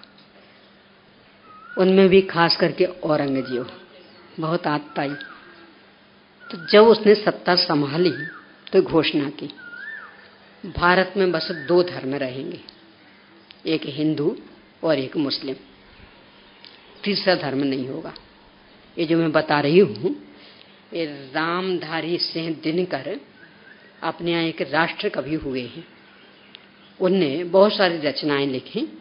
उनमें एक उनकी सर्वप्रसिद्ध रचना भारतीय संस्कृति के 4 अध्याय, ऐतिहासिक रचना है, इतिहास परक भारतीय संस्कृति के 4 अध्याय, ये उस ग्रंथ का नाम। बहुत मोटे मोटे 4 वॉल्यूम में छपा है और आज से 30 साल पहले एक एक वॉल्यूम की कीमत थी 1,000 रुपये, तो 4,000 रुपये का पूरा ग्रंथ था। तो विश्वविद्यालय में रहता था, मैं तो सागर विश्वविद्यालय में ही उसको पढ़ा था। अब तो हो सकता द्वारा यदि छपा हुआ तो और ज्यादा कीमत होगी, यानी उस समय 4,000 रुपये थी 30 साल पहले। तो उसमें उन्होंने पूरी भारतीय संस्कृति पूरा तत्व के आधार से, उन धर्मों के ग्रंथों के आधार से, शिलालेखों के आधार से, इन सब के माध्यम से बहुत प्रामाणिक ढंग से वहां लिखी। तो उन्होंने लिखा है कि 16वीं सदी में खास करके जब औरंगजेब का शासन, तो उसने घोषणा की कि पूरे भारत में बस 2 धर्म रहेंगे, एक हिंदू धर्म, एक मुस्लिम धर्म। अब जिसको जिसमें जाना हो खुली छूट, पर तीसरा धर्म नहीं होगा। तो जिनको जो संस्कृति अच्छी लगी मिल गए। समस्या आई जैनों के पास, क्योंकि मुस्लिम होने से तो रही, अब हिंदुओं से भी मेल कहाँ खाते। वे वेद को मानने वाले अपन वेदों को कुछ ही महत्व नहीं दे, वे ईश्वर को कर्ता धर्ता मानने वाले अपन तो अकर्ता, यानी बिल्कुल सिद्धांत मेल ही नहीं खाए। बहुत बहुत निवेदन किया औरंगजेब से कि सब कम से कम 3 धर्म, पर वो तो महासन की भी था, कह दिया ना 2 रहेंगे। अब इसमें से तुम्हें जहां जाना हो जाओ, पर तीसरा नहीं होगा। मरता क्या ना करता, कोई उपाय नहीं। हिंदुओं को ये बात ख्याल में आ गई कि इन जैनियों के पास कोई उपाय नहीं रहा, तो मुसलमान होने से तो रही, उनमें तो नियम से ही नहीं जाएंगे, तो बस हमारी शरण में ही आएंगे। तो जब उनको एक ख्याल में आया तो उनने को शर्तें लगा दी। जैन समाज हमेशा से ही सदाचारी रहा है, इसलिए धनाढ़ रहा है। धनाढ़ का ऐसा नहीं समझना कि बहुत इनकम होती, पर सदाचारी है ना, तो कितने ही कमाए बहुत बचता। अरे सीधी सीधी दाल रोटी आदि में कितना खर्च होना, और वहां एक बार के होटल में जाओ 1,000 रुपये खर्च हो जाते। अब यहाँ तो कितने बढ़िया बढ़िया भी खाना, तो भी एक बार की थाली 200-250 से ज्यादा महंगी नहीं पड़ेगी, और वो खानी हो तो 1,000 में भी ऐसा है। तो ये जो सदाचारी जीवन जैनियों का रहता, इस कारण से इनके पास पैसा दिखता है, तो धनाढ़ बने रहते।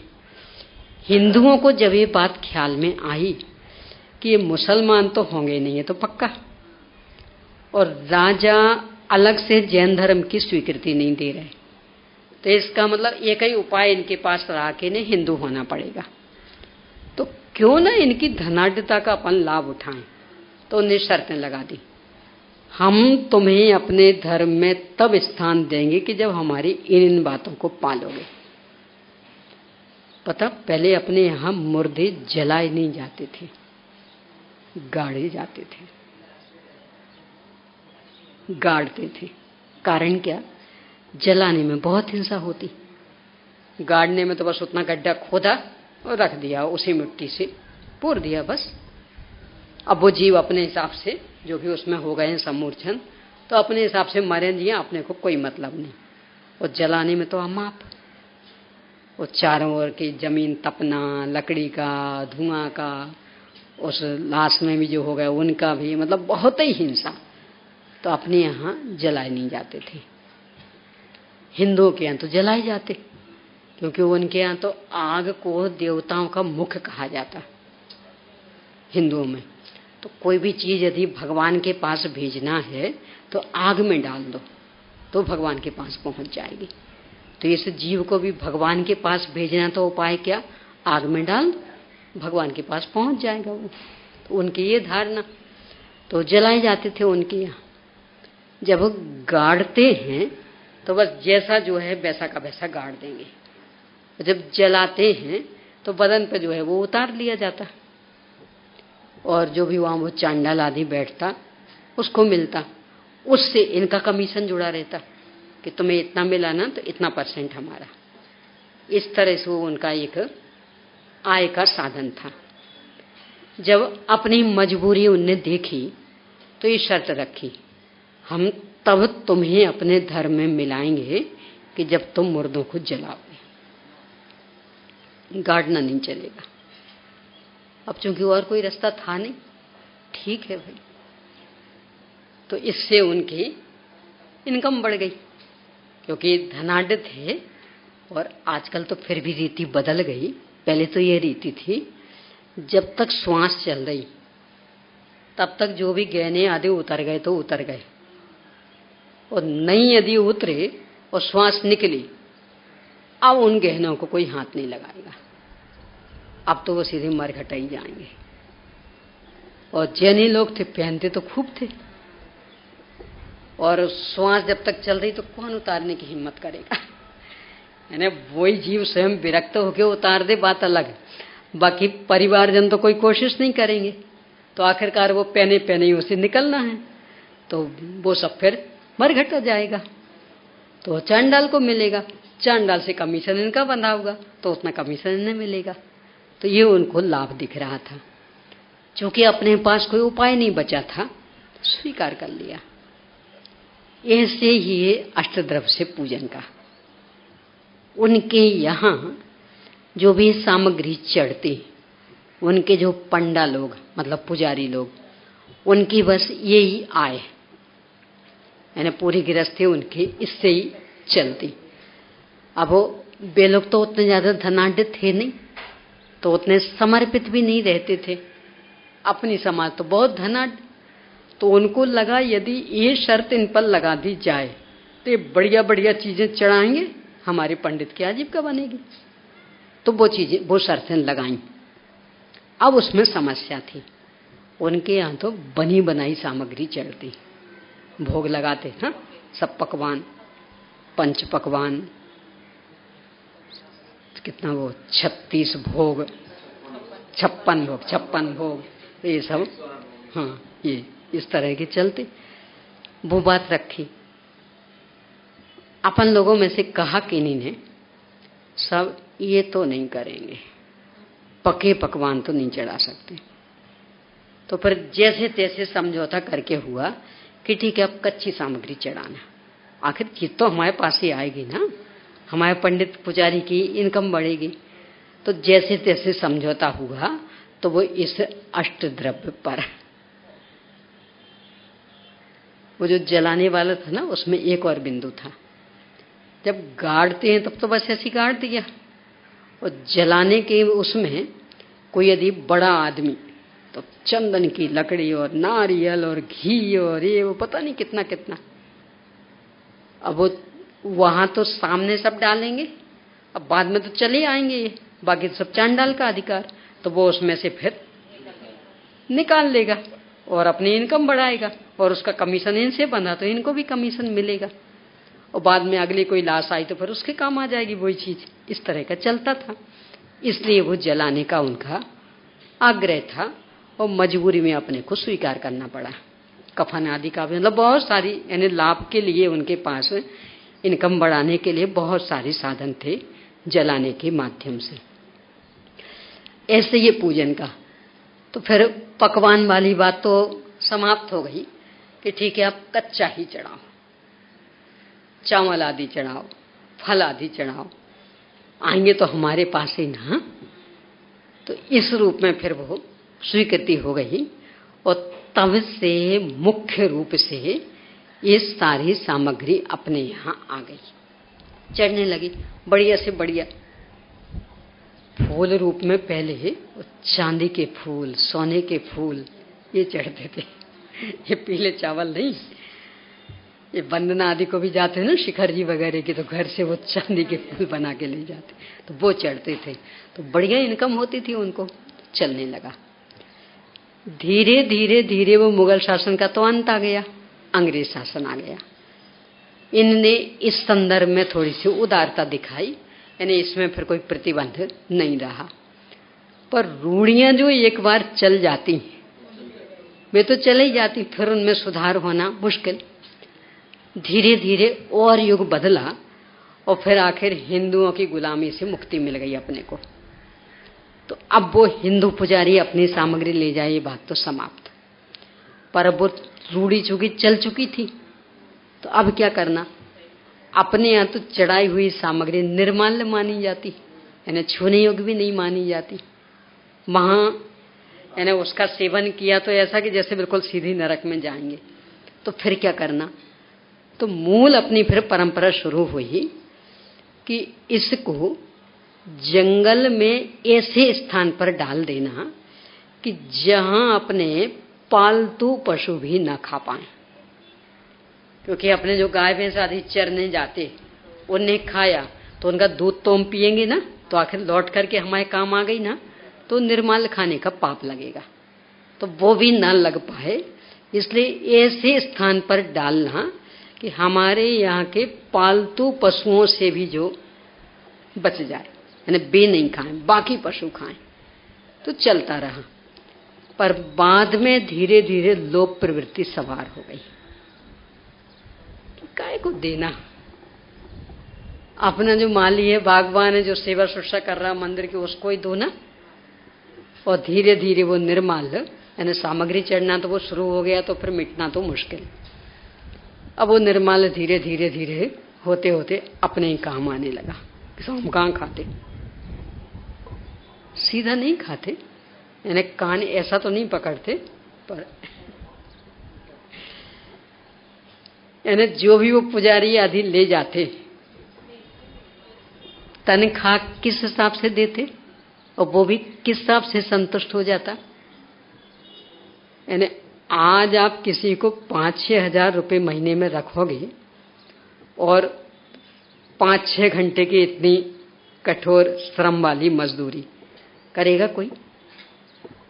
तो देखो 6,000 रुपये तो नगद, और बाकी हमारे यहाँ इतने लोग पूजन करने आते, और महीने में एक तो विधान हो ही जाता, उसमें इतने इतने नारियल आदि चढ़ते, और भी कहीं कुछ। तो आप समझ लो कि इतनी इनकम तुम्हें हो जाएगी, और वो भी लगा लेता बराबर कि हाँ बराबर इतनी, तो ठीक है कर देते। यानी वो अकेले नगद 6,000 नहीं, जो सामग्री अपन ने चढ़ाई वो भी उसकी इनकम, तो उस बदले में हमें नगद नहीं देना पड़ा, तो वो निर्माल्य नहीं खाया हमने। वो सामग्री तो हमने चढ़ा दी थी ना, स्वाहा कर दी थी ना, तो उस पर हमारा क्या अधिकार था। तो अब उसको पुजारी को देकर और उसके बदले नगदी बचा लेना, ये निर्माल्य खाना नहीं हुआ। बोलो, पर बस अपनी लोभी प्रवृत्ति चल रही। उत्तर भारत में तो पुजारी ये काम करते नहीं, दक्षिण भारत में तो करते हैं, उत्तर भारत में नहीं। तो जो भी करते हैं उनको माली कहते हैं, माली बागवान ये कहते हैं। तो वो ले जाते हैं तो उनको वेदी छूने का अधिकार नहीं रहता, शास्त्र छूने का अधिकार नहीं रहता। दक्षिण भारत में यद्यपि वो पुजारी कर लेते हैं, पंडित कहते हैं उनको, जैन रहता है वो, परंतु यहाँ भी इतनी मर्यादाएं तो रखते ही हैं। कि उस पंडित के यहाँ साधु संत भोजन नहीं करते, पानी भी नहीं पीते उनके हाथ का। क्यों? तुम निर्माल्य खाते हो। रोटी बेटी का व्यवहार नहीं चलता, यानी उनके बेटे बेटियों की उन्हीं के उसमें, यानी मान लो यहाँ एक पंडित है एक दूसरी जगह, तो बेपरस्पर में करेंगे, ऐसे में नहीं होगी शादी। यानी कोई उनके घर के बेटे बेटी को लेना देना स्वीकार नहीं करेगा। क्यों? निर्माल्य खाते। कोई महाराज जी आदि आहार नहीं करेंगे उनके यहाँ।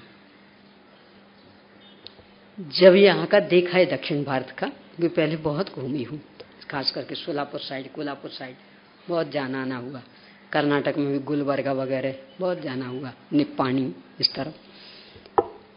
तो उन लोगों से मैंने पूछा, महाराज जी तो आहार नहीं लेते, भगवान महाराज जी से बड़े कि छोटे हैं? यानी क्यों आहार नहीं लेते इनसे? निर्माल्य खा रहे। आप भी क्यों इनका भोजन नहीं करते? निर्माल्य खा रहे। और भगवान को स्पर्श कर लेते, भगवान का अभिषेक आदि यही करेंगे, शास्त्र छू रहे। तो भगवान और शास्त्र महाराज जी और आपसे भी छोटे हो गए, पर चूंकि अब रूढ़ी है तो है। बात तो जस्ती थी उनको की बात तो सही है।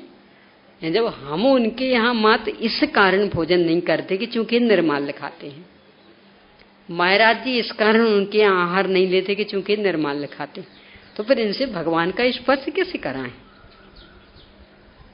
पर अब रूढ़ी कि सो माया तो चलता है, यही सब करेगा मंदिर का, और यही निर्माल्य लेगा, बेचेगा, करेगा, वो उसकी इनकम का ही एक साधन, और इसी के बल पर कम में आराम से टिका रहता, क्योंकि बाकी ये हो गया ना सब। अपने यहाँ इन सब से बचने का जो विधान था वो ये कि बिल्कुल ऐसी जगह डाल देते थे कि मनुष्य की तो बात दूर, पालतू पशु भी नहीं खा पावे। और शुरू में जो नहीं चलता था उसमें मूल बस यही कारण कि उपाय क्या है, तो इससे अच्छा वो सामग्री चढ़ाओ ही नहीं ना, बाकी व्यवस्थाओं में खर्च कर दो। तो जो शुरू में जो यानी स्तुति की पद्धति, भक्ति की पद्धति, स्तोत्रों की पद्धति, उसमें तो कोई सामग्री चढ़ती नहीं, तो जो थी उसके पीछे मूल यही हेतु कि सामग्री चढ़ाएंगे तो उसका क्या होगा, किसी न किसी रूप में तो करना ही पड़ेगा। अब जंगल में मान लो डाल भी दिया, बिल्कुल बेपशु खाएंगे, पर कब खाएंगे, क्या होगा उनका, तब तक कोई कीड़े मकोड़े आदि, मतलब कितनी कितनी समस्याएं, तो इसलिए चढ़ाने की पद्धति नहीं थी। अब आज जिस स्थिति में अपन आंखें खड़े हो गए, तो चढ़ाएं ही ना, ये व्यक्तिगत स्तर पर तो हो सकता है क्योंकि वो अपना अपना, सामूहिक स्तर पर तो असंभव जैसा, क्योंकि सबके मन में जो बात बस चुकी, अच्छा हम विधान करेंगे, सामग्री नहीं चढ़ाएंगे, कैसे बिना सामग्री के विधान कैसे होगा? तो कौन उलझे? है ना, व्यक्तिगत स्तर पर हो सकता है कि भाई एक दो कोई भी अपनी विचारधारा बदल के साथ, हमें तो नहीं चढ़ाना, तुम्हें जो दिखे सो करो, तो वो हो सकता, पर सामूहिक स्तर पर तो एक प्रकार से असंभव जैसा हो गया। पर एकदम अशक्य है ऐसा नहीं है, थोड़े थोड़े धीरे धीरे धीरे विचारधारा बदले तो अपने मूल रूप में आ सकते हैं। जब तक नहीं आए तो इतना तो अपन कर ही सकते, या तो इस रूप में कि जो भी अपने पुजारी जी मतलब पंडित जी, तो उनको ये कह के कि भाई निर्माल्य तुम नहीं लोगे, उसके बदले हमें तनख्वाह देंगे, और यदि वो लेते तो फिर ये कि भाई तुम भगवान का स्पर्श नहीं करोगे, बाकी सब साफ सफाई करो, ना शास्त्र छुओगे ना भगवान को छुओगे, वो हम लोग करेंगे। अब ये दो भी काम ऐसे कि लगता कौन संभालेगा फिर?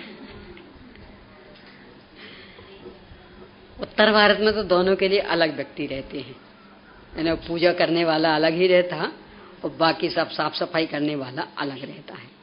पर यहाँ दक्षिण भारत में ये कई व्यक्ति दोनों काम करता, पर है बिल्कुल गलत। अभी जो उदाहरण लिए ना, यानी उस निर्माल्य खाने वाले पंडित के यहाँ यहाँ तो सब उसको पंडित कह देना, हाँ वही पंडित कहलाता है असली तो उसके यहाँ अन्य कोई अपनी बेटी देना पसंद नहीं करते, ना उनकी लेते। क्यों? निर्माण लिखा था। महाराज जी आहार नहीं लेते, तो फिर भगवान कैसे चल जाते कि सब बोलते थोड़ी हैं, ये कोई विरोध थोड़ी करते। तो बात विचारनी तो है ही, पर बाकी जो रूढ़ियां हो चुकी हैं अब उनमें सुधार करना कितना आसान कितना नहीं, ये तो अपना अपना पुरुषार्थ अपनी अपनी दृढ़ता ही बता सकती है। बाकी रीति नीति तो इसमें कोई नहीं बन सकती। चाहे तो सुधार संभव है दो तरह से कि दो अलग अलग व्यक्ति रख लें कि मात्र भगवान का है, शास्त्र का है, मतलब वेदी के अंदर का काम और शास्त्र आदि का ये वो पुजारी करे, और बाकी जो झाड़ू पोंछा है, साफ सफाई है, कपड़े धोना आदि हैं, और भी जो इस तरह के काम, ताला बंद करना खोलना आदि, ये अलग व्यक्ति करे हैं और वो निर्माल्य ले जाए, यानी सामग्री वो ले जाए और इनको उतनी तनख्वाह और बढ़ाए। यानी किसी की आजीविका घाटे में डालना ये बुद्धिमानी नहीं। वैसे तो एक और भी कि जब उससे एक काम नहीं लिए तो बाकी अन्य काम करने को उसको समय मिल जाएगा, तो वो भी कोई शिकायत नहीं करेगा। यानी मान लो इन काम में उसके 4 घंटे बर्बाद होते थे और वो 4 घंटे उसके बच गए, तो 4 घंटे में अपना कोई दूसरा काम खोज लेगा, तो भरपाई हो जाएगी। अब बाकी जो दूसरा व्यक्ति रखा तो उसको उस हिसाब से रुपए और बाकी वो निर्माल्य की सामग्री, तो वो समझेगा। पर उससे फिर भगवान के काम, मतलब वेदी के और शास्त्र आदि, ये कुछ भी स्पर्शित ना हो, इतना विवेक रखना पड़ेगा। निर्माल्य का पाप अपने जिनागम में बहुत बड़ा माना गया। देव शास्त्र गुरु के नाम से जो भी चीज आ गई अब वो अपने उपयोग में नहीं आ सकती। एक दिन वो चर्चा की थी ना कि अपनी संस्कृति तो ये थी कि बहन बेटी के नाम से भी जो चीज आ गई तो पिता भाई वगैरह नहीं रखते थे, उसको बहुत बुरा मानते थे। इतना ही नहीं, बेटी के यहाँ भोजन नहीं करते थे, और कभी कोई बहुत ही समस्या आ जाए, यानी बहुत ही मजबूरी के अब कोई उपाय दिख नहीं रहा, तो भोजन करने के पहले ही पाट के नीचे जितने का भोजन करना उससे कुछ अधिक और रख देंगे, तब कहीं भोजन करेंगे। यानी मान लो लग रहा कि थाली 50 रुपए की पड़ेगी तो 100 रुपए पहले ही पाट के नीचे, तब कहीं वो 50 रुपए का भोजन करेंगे। ये थी मर्यादा। क्यों? क्योंकि उनके हम देनदार हैं, लेनदार थोड़ी हैं। यही स्थिति भगवान के में। यानी देव शास्त्र गुरु ये अपने परम पूज्य हैं, तो हमेशा अपन उनके देनदार हैं। यानी उनके प्रति समर्पित भाव तो होगा, उनके माध्यम से आई हुई कोई भी चीज वो हमारे उपयोग में नहीं आएगी। उसको बोलते हैं धर्मादा का पैसा अथवा निर्माल, तो उससे हमेशा बचने का है। एक कहानी आपने शायद पढ़ी होगी, अकृत पुण्य, जो बाद में फिर अगले भाव में धन कुमार बने, वो उनकी कहानी अकृत पुण्य, खीर वाली, हाँ खीर वाली हुई। तो उससे 2 भाव पहले की 2 मित्र थे, बहुत घनिष्ठतम मित्रता। एक व्यापार को जा रहा था, उसका एक अपना मंदिर था, उसमें रोजाना भी पूजन करता था और पर्व तिथियों में विशेष, यानी और बहुत बहुत सामग्री चढ़ा के। इसको जानना था तो लगा फिर ये कौन करेगा, तो पहले तो पूरा हिसाब लगाया, हम 10 साल को जा रहे हैं तो कितनी पर्व तिथियां पड़ेंगी, कितने, सब पूरा हिसाब, और कितनी सामग्री इसमें लगेगी, तो पूरा हिसाब उतने रुपए रखे। फिर अपने मित्र को बुलाया कि भाई ऐसा ऐसा है, हम तो जा रहे हैं, तुमसे ज्यादा विश्वसनीय व्यक्ति हमें कोई नहीं दिख रहा, तुम ये काम संभालो। तो उस समय तो उसने हाँ कह दिया कि ठीक संभालेंगे। अब जैसे ये गया, अब उसकी नीयत बिगड़ी, अब वो देखने थोड़ी आने वाला। तो पूरा वो निर्माल्य का पैसा, मतलब पूजन के लिए जो आया था पैसा धर्मादा का, आराम से अपने विषय भोगों में लुटा दिया। अब जब वो आया लौट के 10 वर्ष बाद, पता लगा, इस शिकायत करने गए तो उसको लगा एक काम तो हमने बहुत गंदा किया, क्या मुंह दिखाएंगे। जंगल की ओर भाग गया और वहीं मौत भी हो गई, मिला ही नहीं। मर के हुआ अकृत पुण्य। असली तो ये घटना 18 करोड़ दीनारों का मालिक था पिता। दीनार मतलब जैसे आपके 1000 रुपए का होता ना है एक नोट, यानी 1 रुपए का तो कहलाता था वो सिक्का, और उन सिक्कों के जो अनेक, यानी जैसे 1000 रुपए का एक नोट भी, तो उसमें वो 100,000 रुपए विद्यमान। 100 के यानी 1 रुपए, तो 1,000 यानी 1000 1 रुपए विद्यमान, तो वो 1000 का। ऐसा वहां पहले दीनार चलता था, यानी अनेक सिक्कों का, मेरे ख्याल से 100 सिक्के ऐसा कुछ, तो उतने का एक दीनार। तो 18 करोड़ दीनारों का मालिक, यानी ऐसा समझ लें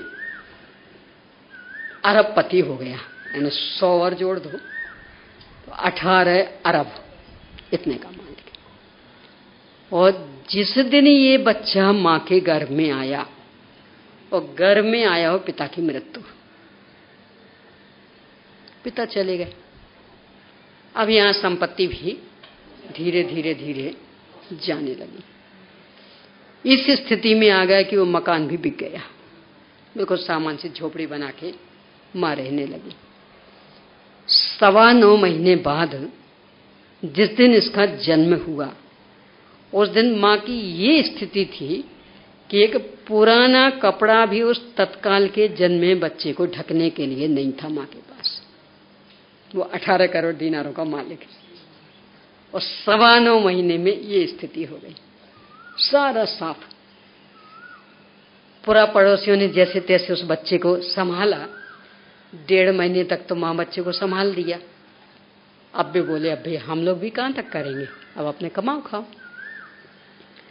इसको लगा कि जाम 18 करोड़ दीनारों की मालिक सेठानी बन के रही, यहां क्या काम करेंगे किसके दरवाजे पर। तो अपन तो ऐसे गांव निकल जाएं कि जहां अपने को कोई नहीं पहचानता हो, तो आप कुछ भी कर लेंगे। तो ये रातों रात, बाकी तो और कुछ था ही नहीं, बस माँ और बेटा। तो रातों रात उस बेटे को अपने उसमें लिया और रातों रात निकल गए।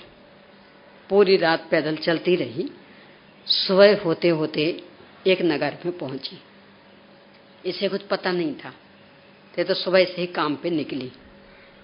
उस नगर में पहले जो इनके यहाँ मुनीम था, वो अब सेठ बन गया था, और वो उस नगर में रहता था। ये नहीं पहचान पाई। उसने पहचान लिया, ये तो हमारे सेठ की धर्मपत्नी। सुन तो लिया था कि सेठ जी का निधन हो गया और वो 18 करोड़ सब समाप्त। समझ गया कि परिस्थिति की मारी है। यदि अभी कुछ भी बात उठाते और इसको ख्याल में आ गया कि ये पहचानते हमें, फिर यहां से भागेगी, तो बिल्कुल ऐसा बन के कि कोई जान पहचानी है तो पहचान नहीं पाई थी, क्योंकि नौकरों को कौन पहचानता है ऐसा घर के मालिक। तो उसने कहा, बहन हमें भी आवश्यकता है काम करने वाले की, आप यहीं रहो, हमारे यहाँ रसोई वगैरह बनाना, आराम से आप भी खाना, बच्चे का पालन पोषण करना, क्योंकि काम चाहिए ही था इसे। मिल गया। अब वो तो चूंकि उसे पता ना कि तो हमारी सेठानी, तो वो तो उस हिसाब से पूरी इज्जत देते हुए अलग से कमरा बनवा दे, मतलब सब कुछ बिल्कुल अलग से व्यवस्था। उसके 6 बच्चे थे उस सेठ के। उन 6 बच्चों को ये बच्चा फूटी आंखों ना सोहाए, खूब मार पीट, खूब परेशान। इस तरह से कहानी बहुत लंबी है। इस बच्चे की जब ये दशा देखी तो मां ने नाम रख दिया अकृत पुण्य, यानी कुछ पुण्य करके नहीं आया तू। 18 करोड़ दीनारों का मालिक, और तू जिस दिन से गर्भ में आया और ये स्थिति, यानी कुछ पुण्य नहीं किया। इसलिए नाम पड़ गया था अकृत पुण्य। आया ने नहीं, कृत्या ने किया, पुण्य ने कोई भला काम। निर्माल्य खाने का पाप इतना बुरा है। 18 करोड़ दिनार 9.25 महीने में सारे साफ। 1.5 महीना भी पड़ोसियों की मदद से पला, और बाकी फिर अब कमाओ खाओ। और भी बहुत सारी घटनाएं अपने शास्त्रों में तो बहुत बहुत इसका परिणाम बताया है। तो ये अपने को ख्याल में रहे तो कुछ उपाय सोचा जा सकता है। नहीं है उपाय ये नहीं है। उत्तर भारत में तो अभी आप कहीं भी जाएंगे तो वो पुजारी पूजा करने वाले अलग मिलेंगे आपको, यानी जो अकेली बस वेदी के अंदर की व्यवस्था करेंगे, और बाकी सब संभालने वाले अलग रहते। और जो वो पूजा कर मतलब पुजारी जो कहलाता, तो वो कभी इस द्रव्य को छुएगा भी नहीं। और जो ये मालिक आएंगे वो कभी वेदी को नहीं छुएंगे, शास्त्र नहीं छुएंगे। ये बराबर पद्धति है। होता क्या है जब ये सब अपन अपनाते, तो वो लौट फिर करके कैसे ना कैसे वो चीज अपने काम में ही आने लगती। कितनी तो चावल वगैरह भी खरीद लेते, मान लो पक्षियों के लिए डालना है, और वहां से सस्ते मिल जाते। बाजार से खरीदने जाओगे तो महंगे मिलेंगे, और हमें थोड़ी खाना, पक्षियों को डालना। तो पक्षियों को तो आप डाल रहे ना, हाँ? तो वो आप खरीद के लाए तो वो आपकी चीज नहीं हो गई। और कौन सी खरीद के लाए? जो हम नहीं चढ़ाई थी पूजन में। और बाकी भी जो नारियल वगैरह चढ़ते, तो वो अथवा कभी कभी तेल निकाल के, और वो तेल थोड़ा सस्ता पड़ जाता, तो वो यानी किसी ना किसी रूप में वो सामग्री प्रत्यक्ष ना से परोक्ष रूप में आखिरकार अपने जीवन में उपयोग होने लगती। और जानते हुए भी कि वैसे इतने सौ रुपये में भी संतुष्ट होता क्या? इतने 5-5, 6-6 घंटे काम कर लेता है तो इतनी सी तनख्वाह में करता, पर वो जो बाकी मिल रहा ना इसके कारण, यानी वो हमारी इसमें जुड़ रही, यानी अपन ने जो सामग्री चढ़ाई उसका दुतरफा लाभ हो गया। हमने पूजन भी कर ली, देखो कितनी सारी सामग्री चढ़ा के पूजन करते, हम इतने इतने से चावल नहीं चढ़ाते। तो एक वो भी संतोष, और वो हमारे रुपए बच गए कि वो उनको जाएगी तो वो इसके बदले में तो रुपए बच गए। यानी खर्च थोड़ा किया और लाभ दुतरफा। कितना बढ़िया माध्यम। ये अपन अपने को ठग रहे हैं। तो इस तरह से थोड़ी सी अपनी विचार सरणी बदलनी, और क्या उपाय सोचा जा सकता? ये सोचा जा सकता है इसलिए कि दक्षिण भारत में सर्वत्र परंपरा चालू है। कई जगह तो वैसे सुधर गई है, तो भी अधिकांशतया ये परंपरा चालू कि वो एक ही व्यक्ति होता है, वही वेदी के अंदर का करता, वही बाहर का, और वही निर्माल ले जाता। उत्तर भारत में तो भूल से भी ये परंपरा कोई स्वीकार नहीं करता।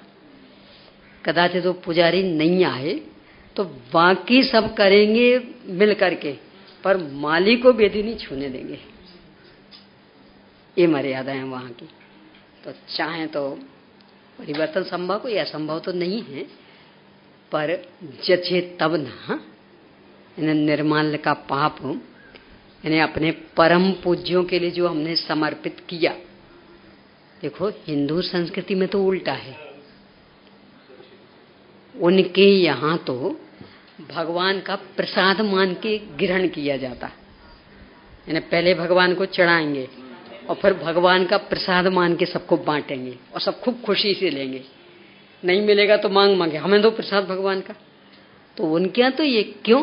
क्योंकि उनके भगवान तो रागी द्वेषी हैं, तो वे तो आकर भोग कर देंगे ही। पर अपने भगवान चूंकि वीतरागी हैं, अपन ने वो सब स्वाहा किया है, भगवान को दिया नहीं है। उन्हें तो भगवान को दिया था, तो कदाचित भगवान के नाम पे ले लें तो बात अलग। अपन ने तो सब स्वाहा किया। स्वाहा का मतलब लोग में कहते ना, यानी किसी पिता ने बेटे को दी हो संपत्ति और उसने सब स्वाहा कर डाला इसने, यानी अब वो हमारे किसी काम नहीं आएगी, सब गई। तो अपन ने तो वो किया है। तो जब सब गई हमारी दृष्टि में, तो किसी भी रूप में लौट करके हमारे पास कैसे आ सकती? फिर और यदि आती है तो स्वाहा कहाँ किया हमने? वो तो हिंदुओं की नकल की कि उन्हें समर्पित की थी, अपन ने समर्पित की, तो वे प्रसाद के नाम पे ले लेते अपन ने, और दूसरे तरीके अपना लिए तो उसके नाम पे ले लिया। पर बहुत विचारणीय बिंदु है, ये सोचना चाहिए।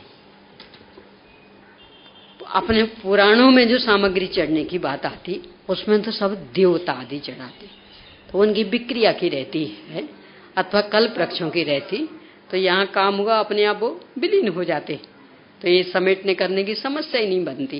यानी शास्त्रों में तो चर्चा है, तिलों पंडिती आदि में भी, पर या तो सब वो वैक्रिक या कल्प वृक्ष की, तो बस यहाँ इनका काम पूरा हुआ तो वो सामग्री भी अपने आप लुप्त, तो कोई समस्या नहीं कि यानी कौन समेटे, कौन क्या करे, कौन ले जाए, कोई समस्या ही नहीं।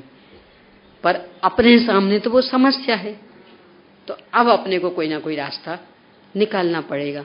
तो या तो ये कि चढ़ावई मत, पर ये इतना हंसी खेल नहीं है, क्योंकि वो अंदर इतना बैठ गया है कि उसके बिना तो पूजन ही अधूरी लगती। तो फिर दूसरा उपाय निकालना पड़ेगा कि वो उसकी व्यवस्था करने वाला व्यक्ति अलग हो। जो भी हो, बात ये है। हो गया? नहीं मतलब अभी ये प्रश्न ले लें। चलिए, जैसे नित्य निगोद में जीव अनादि अनंत है, वैसे ही क्या सिद्धालय में भी जीव अनादि अनंत होते पहले से ही? हाँ, परंपरा तो अनादि से चल रही है, पर अनादि से ऐसी नहीं कि वो सिद्ध अनादि से, यानी अनादि से ही पहले संसारी और फिर संसार का अभाव करके सिद्ध हुए, और ये बात अनादि से चल रही। यानी सबसे पहले कौन सिद्ध हुए इसका उत्तर नहीं है, पर ऐसा कोई सिद्ध नहीं कि जो संसार के बिना सिद्ध हो गया, यानी अनादि से सिद्ध दशा में हो, ऐसा कोई जीव नहीं। पर अनादि से परंपरा चालू है कि पहले संसारी थे, फिर स्वरूप स्थिरता के बल पर संसार का अभाव हुआ और सिद्ध दशा की प्राप्ति की। ये परंपरा अनादि से चली आ रही और अनंत काल तक चलती रहेगी। बाकी जो सिद्ध की सिद्ध स्वभाव, सिद्ध स्वभाव तो प्रत्येक जीव का अनादिकालीन, पर सिद्ध पर्याय कि ये तो हमेशा नई प्रकट होगी संसार दशा के अभाव में। यानी पहले वो जीव संसारी होगा, फिर उसका अभाव होकर के सिद्ध दशा प्रकट होगी। हो गया समय।